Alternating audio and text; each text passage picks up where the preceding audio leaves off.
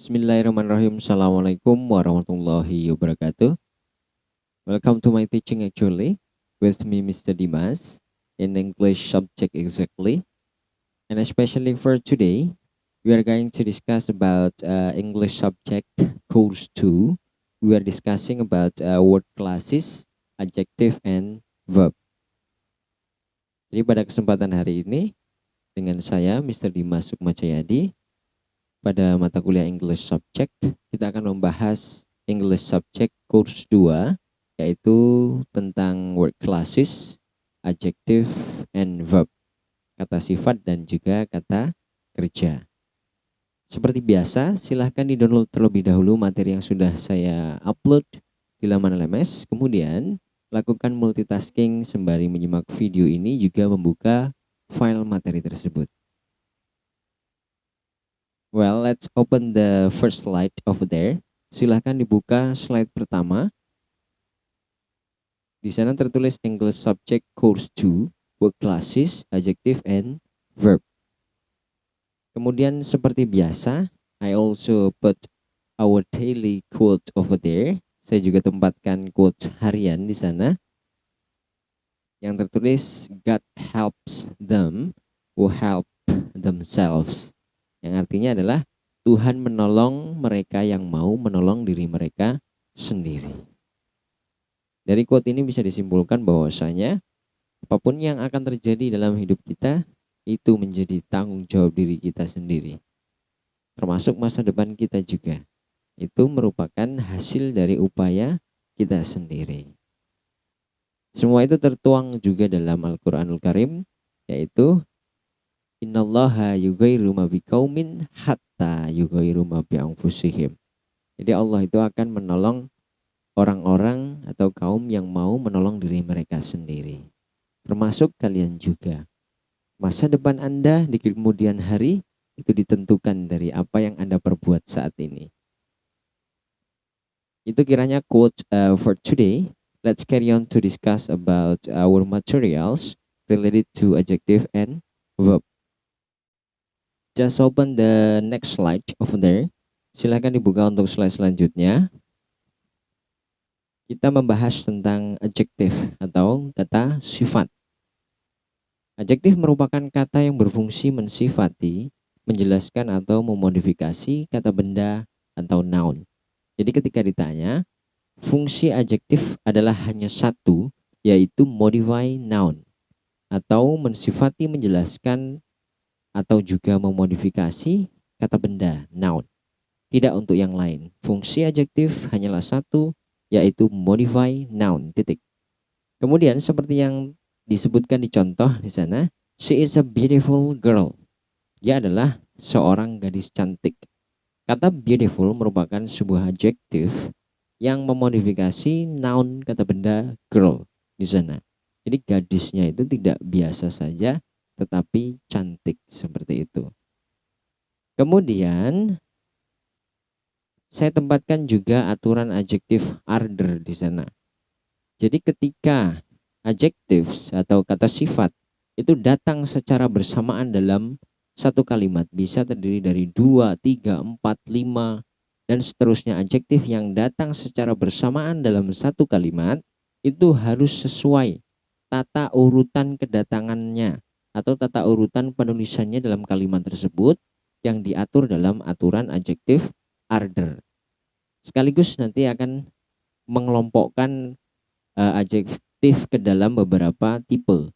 Ada yang opinion sampai kepada purpose nantinya. Jadi adjective order merupakan sebuah aturan yang menata adjektif ketika mereka datang secara bersamaan dalam sebuah kalimat.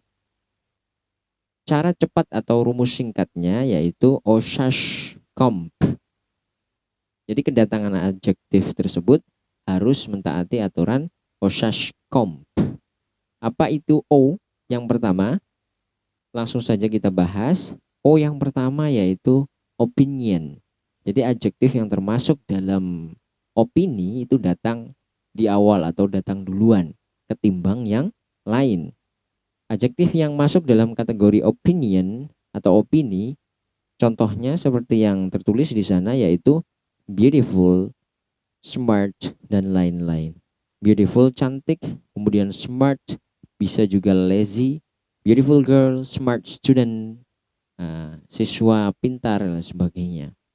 Itu adjektif yang masuk dalam opini, pendapat kita tentang seseorang misalkan, atau sesuatu. Selanjutnya yaitu S. Di sana adalah size. Setelah opinion, kemudian size. Size itu ukuran. Bisa big. Contoh adjektifnya adalah big, besar, small, kecil, dan sebagainya.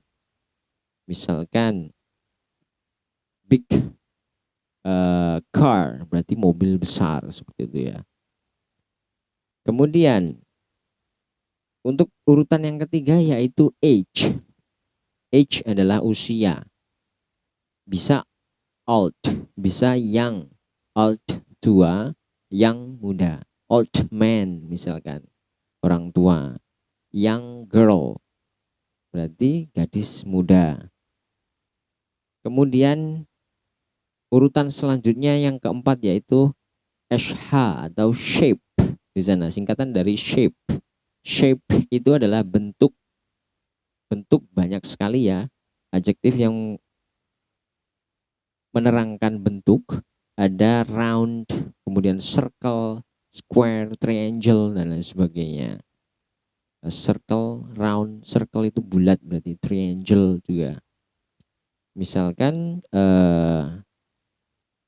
triangle box, berarti kotak segitiga. Atau triangle ruler, berarti penggaris segitiga, seperti itu. Kemudian color. Color itu adalah warna tentunya ya. Urutan selanjutnya yang ke-5 adalah color, warna. Ada red, merah, black, hitam, dan lain sebagainya. Red t-shirt misalkan. Selanjutnya adalah origin. Origin ini adalah asal ya. Asal bisa jadi Indonesian, berarti orang Indonesia. Kemudian American, Javanese, bisa juga Sundanese.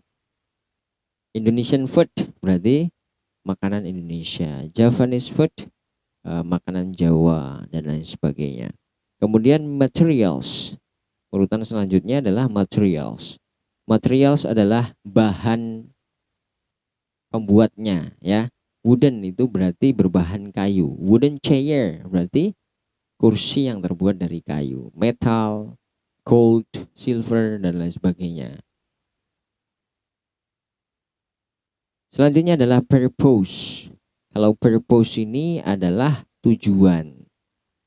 Bisa jadi learning, sleeping, learning book misalkan. Berarti artinya buku pembelajaran, seperti itu. Adjektif yang memuat purpose bisa learning, sleeping, dan lain-lain. That's all actually about adjective. Well, let's open the next slide. Silakan dibuka untuk slide selanjutnya. Yaitu kita membahas tentang verb atau kata kerja. Silakan dibuka untuk slide ke-3. Verb atau kata kerja. Verb atau kata kerja merupakan kata yang mendeskripsikan aksi, tindakan, keadaan, atau kondisi. Kemudian fungsi verb tentunya sebagai predikat yang menyatakan aksi, tindakan, keadaan, atau kondisi. Karena memang secara garis besar kalimat itu dibagi menjadi nominal dan verbal yang memuat tindakan maupun tidak yang memuat tindakan. Berarti memang ada aksi, tindakan, bahkan juga keadaan maupun kondisi yang tidak ada tindakan di dalamnya. Kemudian types of verb secara umum dibagi menjadi 2, yaitu ordinary verb dan juga auxiliary verb. Untuk ordinary verb atau yang disebut dengan kata kerja utama. Ordinary verb merupakan kata kerja utama yang menjadi indikator atau syarat mutlak suatu kumpulan kata untuk dapat dikatakan atau disebut sebagai kalimat. Jadi nyawa sebuah kalimat adalah pada ordinary verb atau kata kerja utamanya.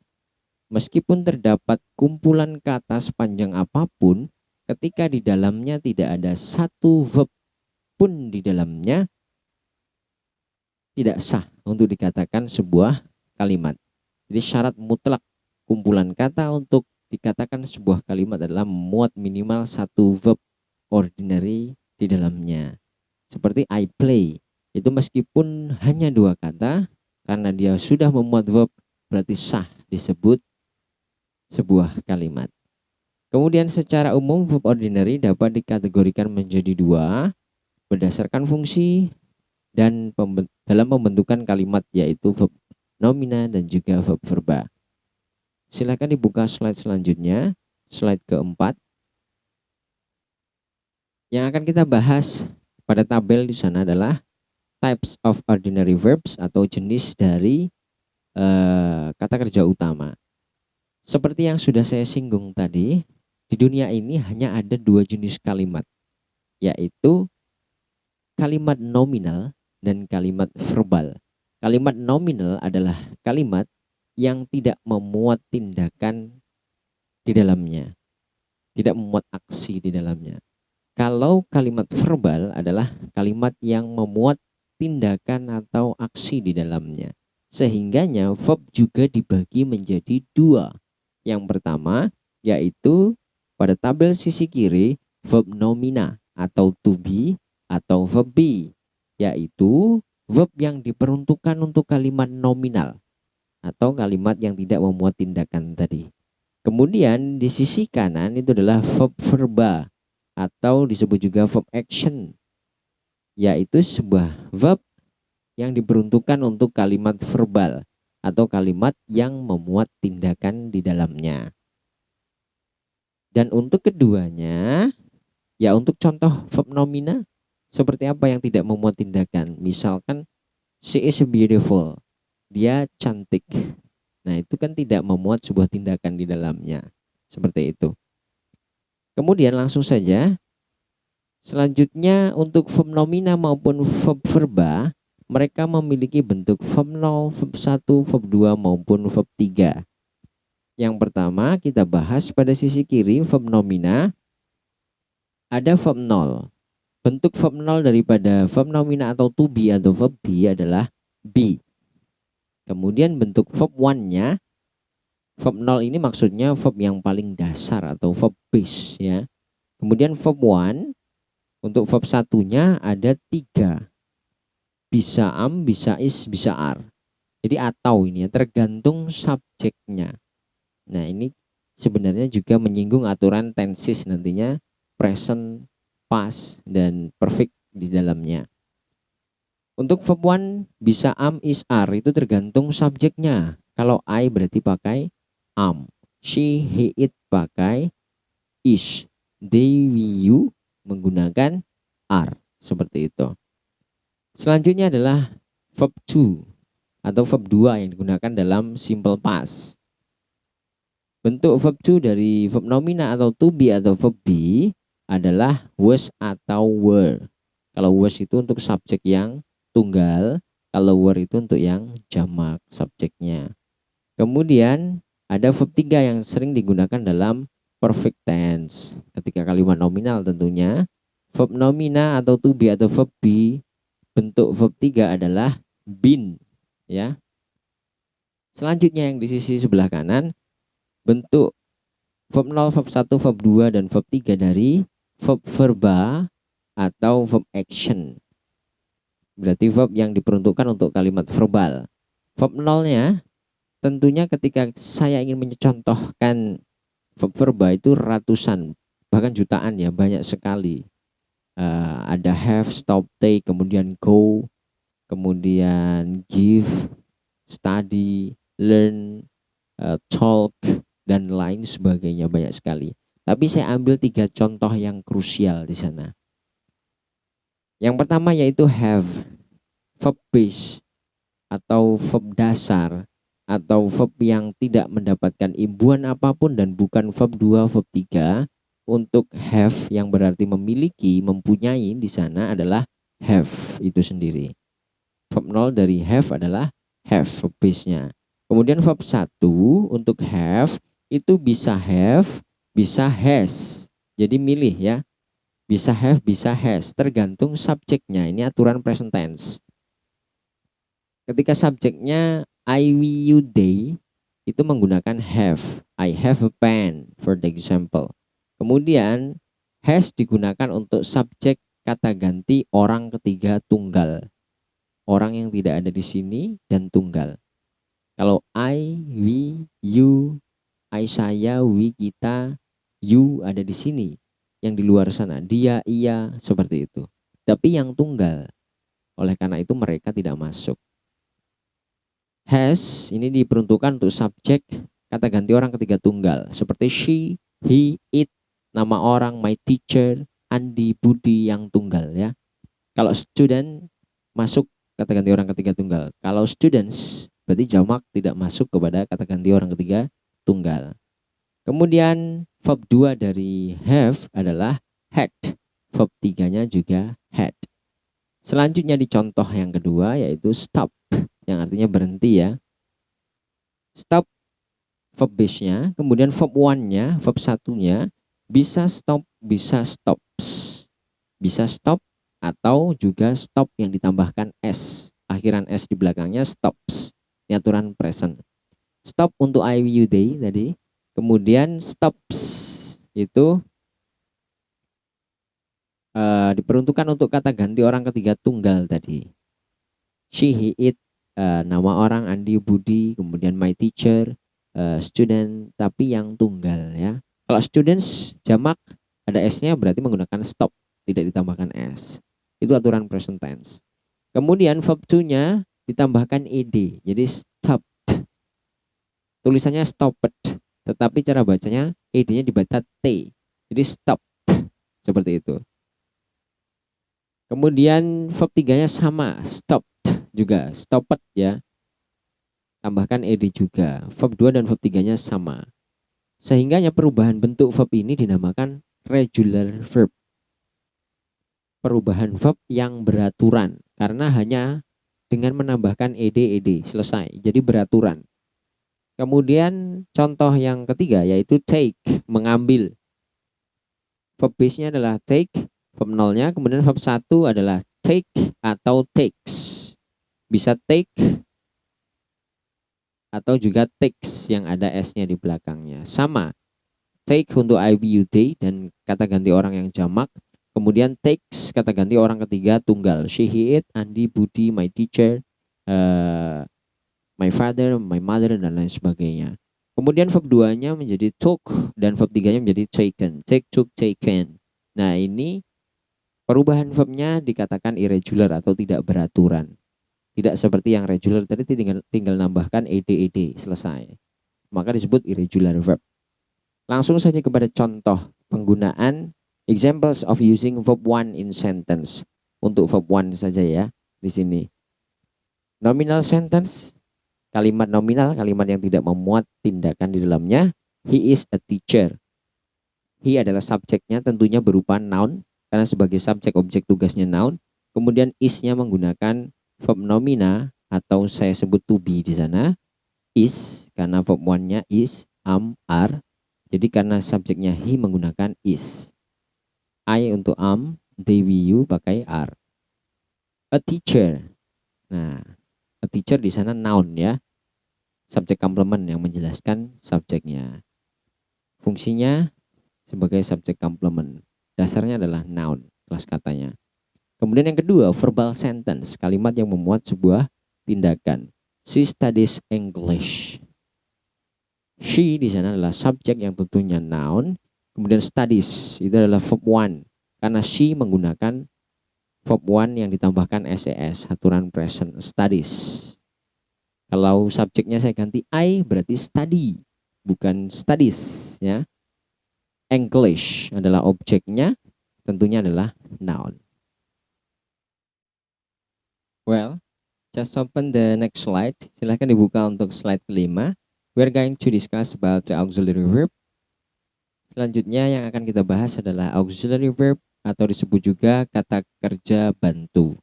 Kalau tadi ada ordinary verb, Sekarang ada kata kerja bantu. Jadi auxiliary merupakan kata kerja yang hanya berfungsi untuk membantu ordinary verb atau kata kerja utama. Jadi tugasnya auxiliary verb ini untuk membantu ordinary verb dalam kalimat tertentu pastinya. Tidak semua kalimat harus ada auxiliary verb karena hanya kalimat tertentu yang memerlukan kalimat verb auxiliary atau verb kata kerja bantu di sana. Auxiliary terkadang memiliki arti yang jelas dan terkadang tidak.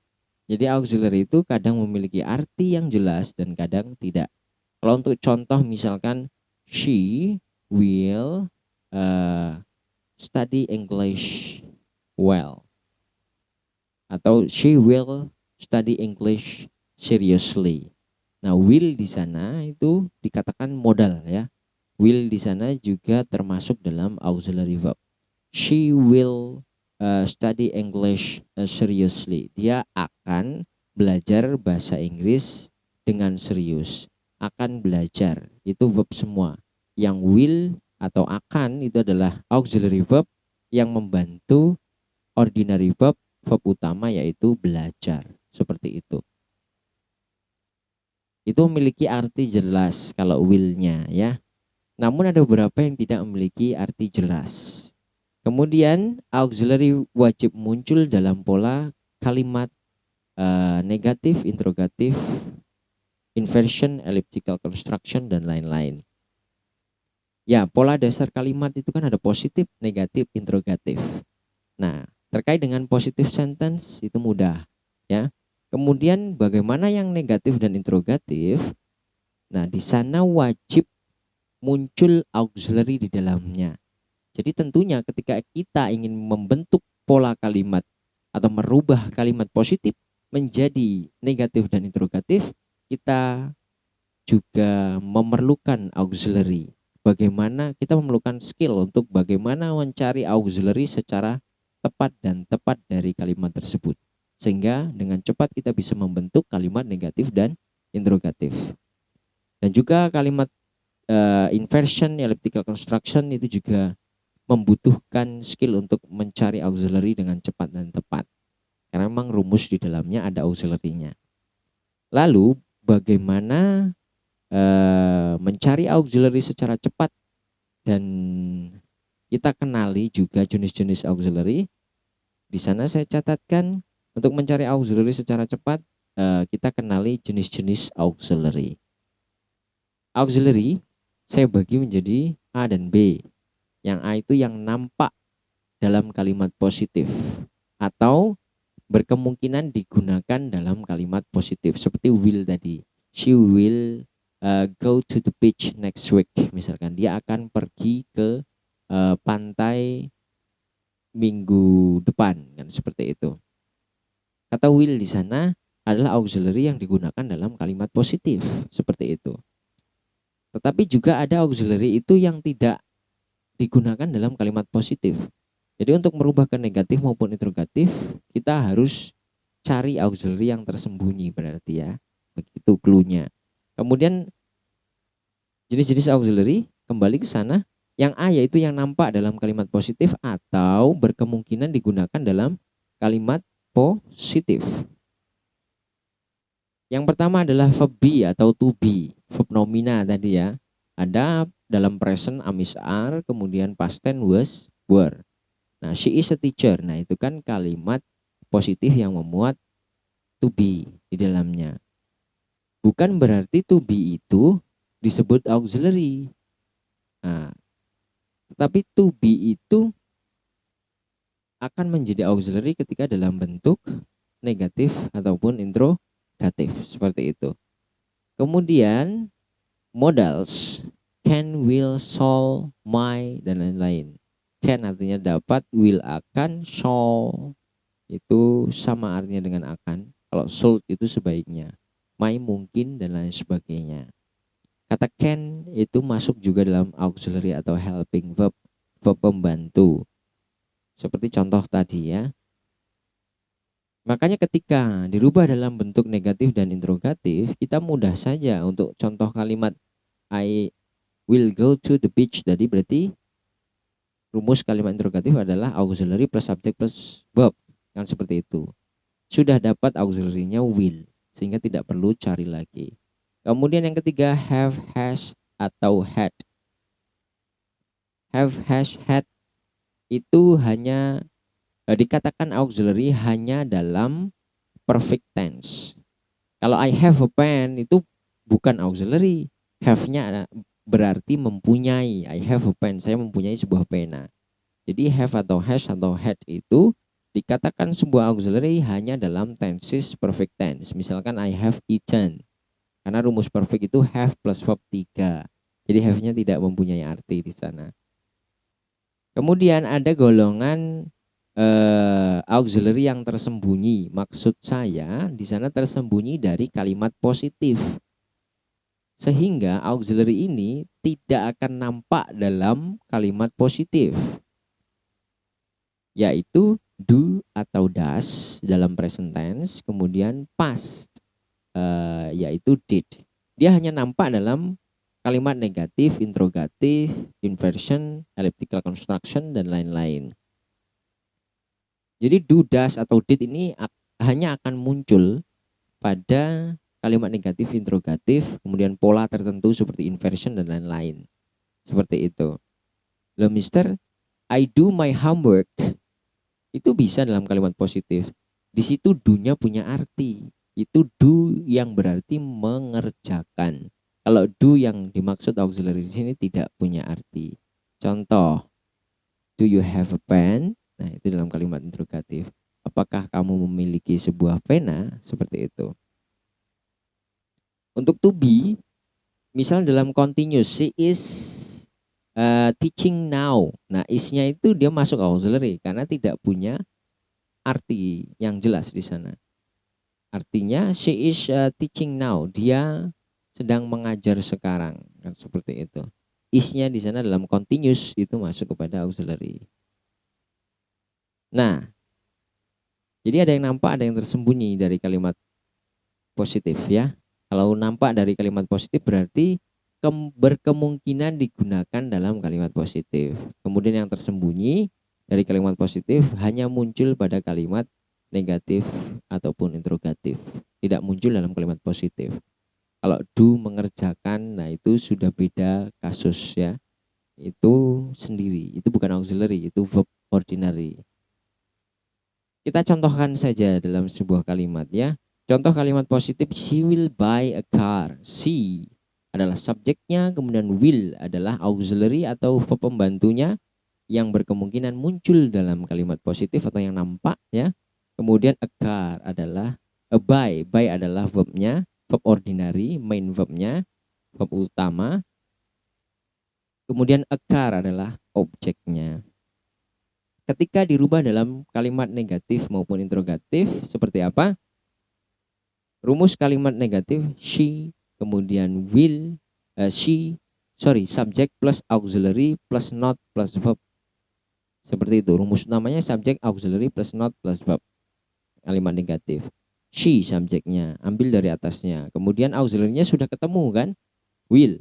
Karena dari jenis-jenis auxiliary, modal will masuk ke dalam auxiliary. Jadi tidak usah mencari auxiliary lagi karena sudah ada di sana di kalimat positifnya nampak will auxiliary, kemudian not, kemudian buy a car, seperti itu.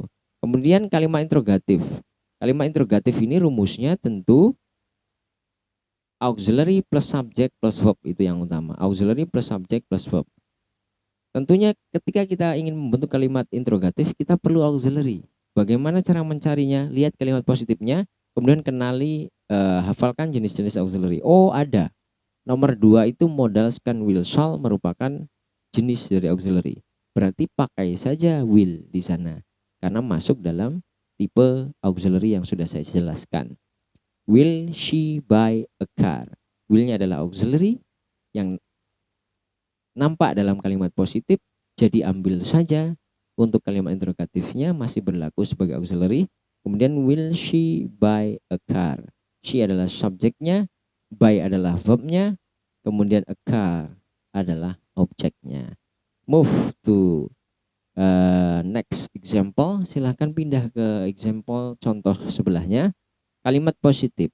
She loves me. Ini present tense. Ada akhiran ses, itu love-nya ditambah ses berarti menggunakan verb one di sana ya. She loves me. Ini present tense ini. She adalah subjeknya, loves adalah verbnya, me adalah objeknya di sana. Lalu ketika merubah ke negatif, kita perlu auxiliary pastinya. Karena rumusnya adalah subject auxiliary plus not plus verb. Lalu bagaimana mencari auxiliary dari kalimat she loves me? Karena loves di sana bukan auxiliary. Kembali ke pemahaman jenis-jenis auxiliary yang saya sampaikan. Satu tidak ada di sana. Tidak ada to be di dalam she loves me. Kemudian modal juga tidak ada dalam she loves me. Kemudian have, has, had, she loves me bukan perfect tense. Berarti kita gunakan auxiliary yang tersembunyi dari kalimat positif atau hanya muncul dalam kalimat negatif interrogatif, yaitu do atau does untuk present dan past untuk did. Karena ini present kita gunakan do atau does.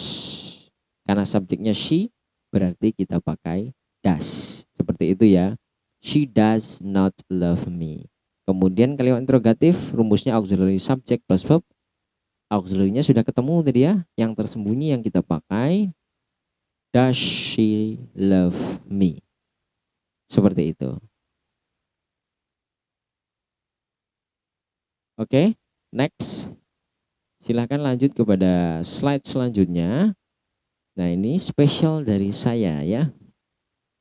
Verb pindah fungsi. Memang saya tambahkan di sana. Verb pindah fungsi ini sebenarnya apa? Ya, verb pindah fungsi merupakan sebuah verb yang asal usulnya dia adalah verb, tetapi dia kemudian dirubah bentuk menjadi bentuk tertentu dan dia keluar dari fungsi dasarnya verb sebagai predikat, dia keluar fungsi dasarnya, sudah pindah fungsinya menjadi kelas kata yang lain. Jadi terdapat beberapa bentuk verb yang sudah haram lagi disebut verb karena dia sudah pindah fungsi menjadi kelas kata yang lain. Nah, jadi ini bentuk-bentuk verb yang sudah pindah fungsinya jadi kelas kata yang lain dan haram untuk dikatakan verb lagi. Yaitu dibagi dalam dua bentuk. Yang pertama dalam bentuk verb ing. Jadi verb yang sudah dalam bentuk verb ing, kemudian dia pindah fungsi menjadi kelas kata yang lain. Tetapi sebagai catatan, jangan kamu pukul rata bahwa semua verb ing ini adalah verb yang pindah fungsi ya. Jangan ya. Ini hanya dalam bentuk tertentu. Jadi dalam bentuk verb ing itu ada verb yang pindah fungsi menjadi noun. Yaitu disebut gerund.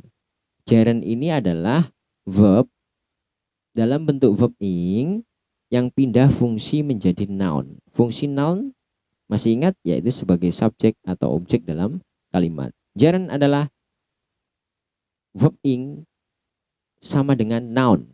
Sudah pindah fungsi jadi noun. Fungsi noun yaitu subjek objek titik. Contoh, singing is my hobby. Menyanyi adalah hobiku, artinya singing di sana haram kamu katakan sebuah verb. Kenapa? Itu adalah gerund, yaitu verb ing dalam bentuk verb ing yang sudah pindah fungsi menjadi noun sebagai subjek di sana. Jadi singing adalah sebuah subjek asal muasalnya dari verb ing yang menjadi noun atau disebut dengan gerund. S sama dengan N, maksudnya subjek sama dengan noun, noun tersebut sama dengan gerund, yaitu verb ing yang pindah fungsi jadi noun sebagai subjek atau objek. Verbnya adalah is dan komplementnya adalah hobi. Menyanyi adalah hobiku. Kemudian bentuk verb ing yang pindah fungsi yang kedua adalah participle aktif atau PA seperti itu. Participle aktif merupakan verb ing yang sudah pindah fungsi menjadi adjektif. Fungsi adjektif apa? Seperti yang kita bahas tadi, memodifikasi si noun. Titik. Dan maknanya aktif kalau untuk participle aktif. Makna aktif itu membeli, bukan dibeli. Kalau membeli aktif, dibeli pasif. Ya. Meminjam aktif, dipinjam pasif. Begitu perbedaannya. Verb ing yang pindah fungsi menjadi adjektif dan maknanya aktif disebut participle aktif. Contoh, the crying baby is my son. Nah, di situ subjeknya adalah baby ya. Subjeknya adalah baby. Bayi laki-laki yang sedang menangis. Bayi laki-laki yang menangis itu adalah anak laki-lakiku. Bayi yang menangis itu adalah anak laki-lakiku, maksud saya. Jadi kata baby di sana sebagai subjek ya, itu diperjelas atau dimodifikasi dengan kata crying. Kata crying di sana sudah haram disebut sebagai verb, itu adalah participle aktif, verb ing yang pindah fungsi jadi adjektif yang menjelaskan si noun di depannya yaitu baby. Misalkan di sana ada 10 bayi, kemudian yang menangis hanya 1. Yang mana bayimu? The crying baby is my son. Oh, yang lagi nangis itu bayiku, seperti itu. Jadi crying adalah participle aktif, verb ing yang pindah fungsi sebagai adjektif yang tugasnya memodifikasi noun di depannya. Kemudian yang kedua dalam bentuk verb 3. Kalau dalam bentuk verb 3 itu hanya ada 1, yaitu participle pasif. Hampir sama dengan participle aktif, yaitu sebuah adjektif verb ing yang sudah pindah fungsi jadi adjektif. Fungsinya sama, memodifikasi si noun. Namun bedanya dengan participle aktif adalah participle pasif maknanya pasif. Kalau tadi menangis, kalau ini berarti ditangisi, seperti itu ya. Membeli, dibeli. Nah, itu bedanya aktif dan pasif. Contoh, the washed car is mine. Washed adalah verb 3 ya, bukan verb ing lagi. Washed, bentuk verb 3. Washed di sana haram disebut verb, itu merupakan participle pasif. Ya. Participle pasif. Sebuah verb 3 yang berpindah fungsi untuk memodifikasi si noun di depannya ya. Washed car is mine. Mobil yang dicuci adalah milikku. That's all actually for our materials today. Silahkan dibaca juga vocabulary session di sana.